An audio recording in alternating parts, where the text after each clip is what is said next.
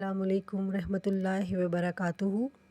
جس کلمے کا وظیفہ میں آپ کو بتانے والی ہوں، جو کلمات اللہ کے عرش کے نیچے کا خزانہ ہے، اللہ تعالیٰ سے ہر قسم کی قوت حاصل کرنے کا راز ہے، اس امت کے لیے ایک انمول تحفہ ہے، جنت کے بلند ترین مقامات سے تشریف لانے والا کلمہ ہے، فکر و پریشانیوں کا یہ مؤثر علاج ہے، اور بہت سی بیماریوں کی دوا، شیطان اور نفس سے حفاظت کا یہ طاقتور ذریعہ ہے، وسوسوں کا زبردست توڑ ہے، خاص طور پر گندے وسوسوں کا زبردست توڑ ہے، کمزوری اور احساس کمتری کم کرنے کا زبردست ذریعہ ہے۔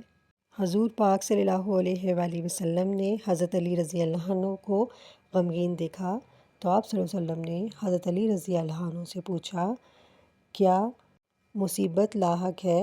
تو حضرت علی رضی اللہ عنہ نے فرمایا، کوئی ایک مصیبت ہو تو بتاؤں، بلکہ بہت ساری مصیبتیں ہیں۔ تو حضور پاک صلی اللہ علیہ وسلم نے فرمایا، تو پھر تیرے لیے ایک ہی کلمہ کافی ہے، اور وہ کلمہ یہ ہے، بسم اللہ الرحمن الرحیم، لا حول ولا قوت الا باللہ العلی العظیم۔ فرمایا، اے علی، یہ کلمہ کسی غم، کسی صدمے کو نہیں چھوڑے گا۔ تو دیکھیے کتنا مختصر عمل ہے جو آپ کی ساری فکر و پریشانیوں کا حل ہے۔ اس کا وظیفہ نہایت آسان ہے۔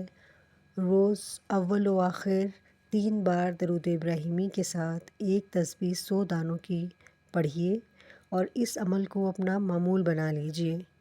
یاد رکھیے، اللہ کے دینے کے دروازے ہر وقت کھلے ہیں، لیکن لینے والوں کو لینے کا طریقہ ہی نہیں آتا، مانگنے کا طریقہ ہی نہیں آتا۔